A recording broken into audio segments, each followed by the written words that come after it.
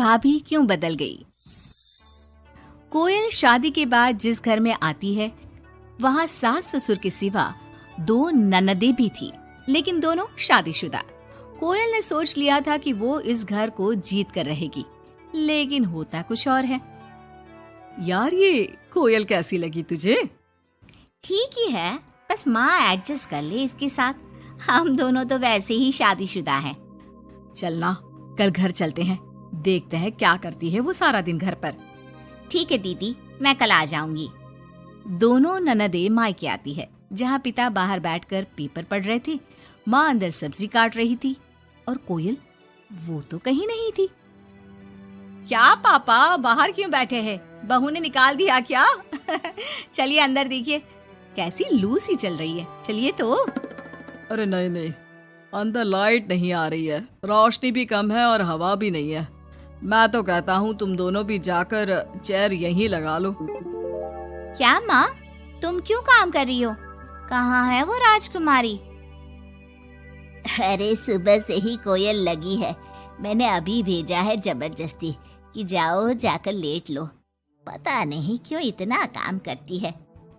जब से आई है वक्त पर खाना पीना, वक्त पर दवाई, सब की जिम्मेदारी ले ली है उसने। वो तो हम भी कर रहे हैं ना माँ, अपने ससुराल में सभी को तो करना पड़ता है। उसमें वो नया क्या कर रही है? पापा के सफेद कपड़े कैसे पहले चमकते थे, अब देखो तो कितने मैले कुचैले लग रहे। कौन धोता है?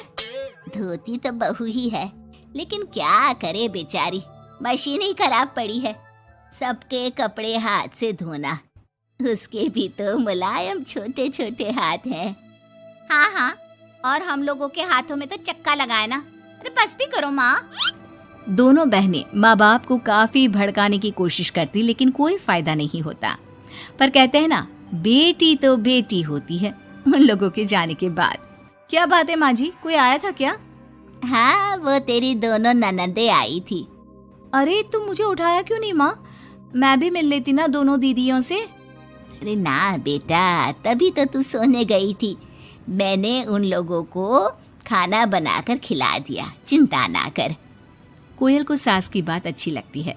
वो अंदर जाने लगती है कि सास उसे टोक देती है। बेटा, वो तेरे ससुर जी के कपड़े काफी मैले कुचैले लगते हैं, थोड़ा ठीक से धोया कर। हाँ जी माँ जी।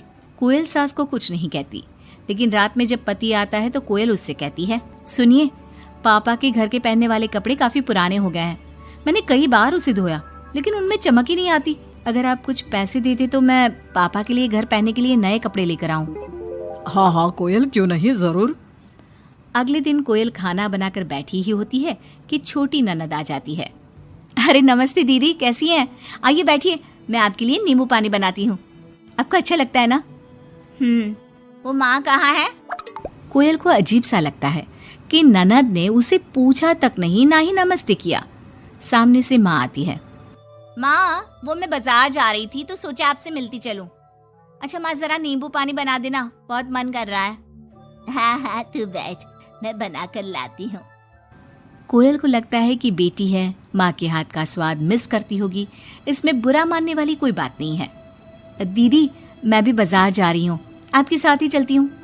ननद भाभी दोनों मार्केट जाती है, जहाँ कोयल ससुर जी के लिए कपड़े लेती है। क्या जरूरत है भाभी, पापा को उनकी पसंद के कपड़े ले देती ना, उन्हें यहाँ पर लाकर। पर दीदी, पापा तो लुंगी ही पहनते हैं और एक ही डिजाइन की, तो इसमें पसंद नापसंद की क्या बात है? आपसे क्या बोलना। मार्केट में कोयल की किसी दुकानदार से बहस हो जाती है, लेकिन वो देखती है कि ननद उसका साथ देने के बजाय भीड़ का हिस्सा बनी खड़ी होती है, जैसे कि वो उसे जानती ही नहीं। कोयल घर आती है। अरे बेटा, क्या जरूरत थी नए कपड़ों की? पापा, मैंने ना आपके कपड़े धोने की काफी कोशिश की, लेकिन वो पुराने हो गए थे ना, इसलिए ऐसे मैले से लग रहे थे। सास भी समझ जाती है कि कोयल ने कपड़े धोने में मेहनत तो की ही होगी। एक रोज फिर दोनों ननदें आती है। कोयल अब दोनों ननदों को मनाने के लिए कोई ना कोई तरकीब निकालती है। ये साड़ी दीदी को दे देती हूँ, मेरी नई साड़ी है, कम से कम साड़ी देखकर खुश हो जाएंगी। दीदी, ये साड़ी आप ले लीजिए। और छोटी दीदी, मैं आपकी पसंद की पालक पनीर बनाती हूँ, आप लोगों के आने से घर में कितना अच्छा लगता है ना। दोनों कुछ नहीं बोलती। अब तो जब भी दोनों ननदें घर आती, कोयल के सास ससुर को भी भड़काकर चली जाती, जिसके बाद से ही दोनों का रवैया कोयल के लिए कुछ दिनों के लिए बदल जाता। पता है कोयल, मेरी छोटी बेटी सास को घर में एक काम करने नहीं देती, सारा दिन बिठा के खिलाती है। कम से कम तुझे मेरा साथ तो मिला है, क्यों? कोयल कुछ नहीं कहती, लेकिन अब वो थक चुकी थी। ससुराल के लोगों को प्यार से, सम्मान से साथ बांधने की कोशिश कर करके, लेकिन ननदें वैसी की वैसी ही रही। अब कोयल ने सोच लिया कि वो ननदों से बात करेगी। जब बड़ी ननद घर पर फोन करती है, हेलो हेलो कोयल, माँ को फोन देना। सभी को फोन लगा लिया लेकिन कोई उठा ही नहीं रहा। ओह, तभी आपने मेरे फोन पर फोन किया दीदी, और वो भी सीधे माँ से बात करने के लिए। क्यों, मैं नहीं हूँ क्या? या मेरा हालचाल पूछने की आप लोगों को जरूरत ही नहीं है, या मुझसे मतलब ही नहीं है? क्यों? अरे नहीं नहीं, ऐसा नहीं है, वो वक्त ही नहीं मिलता ना घर के कामों को लेकर। दूसरी ननद से भी कोयल बात करती है, लेकिन वो भी वक्त और काम थकान का रोना रोने लगती है। कोयल को लगता है कि शायद उसकी ननदों से बात करके उसे सब सॉल्व कर लिया, लेकिन ऐसा होता नहीं है। ननदों का व्यवहार वैसा का वैसा ही रहता है, जिसके बाद कोयल भी कुछ ठान लेती है। एक रोज छोटी ननद घर आती है। कोयल भी उसे नमस्ते करके कमरे में चली जाती है। ना ही उसकी पसंद का खाना पूछती है और ना ही चाय। बड़ी ननद को भी कोयल फोन करना छोड़ देती है, और ना ही उन लोगों के स्टेटस चेक करती है, ना ही उन लोगों के आने पर हालचाल पूछती है। दोनों ननदों को कोयल का बदला रूप अच्छा तो नहीं लगता। क्या बात है कोयल भाभी, आपको हमारा यहाँ घर आना अच्छा नहीं लगता क्या? लेकिन हम भी क्या करें, मायका है, माँ बाप है, तो आएंगे तो सही ना। वो काम है थोड़ा, मैं अपने कमरे में जा रही हूँ। जो भाभी ननदों के आगे पीछे लगी रहती थी, उन लोगों के खाने पीने से लेकर हर बात का ख्याल रखती थी, उसका बदला रूप दोनों ननदों को अखरने लगता है। क्या बात है कोयल, अब हम लोगों से बात भी ज्यादा नहीं करती, ना ही फोन करती है।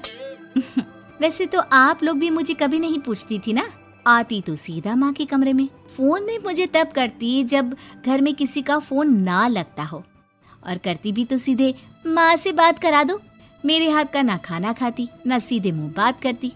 तो मैंने भी अपनी दुनिया में जीना सीख लिया है।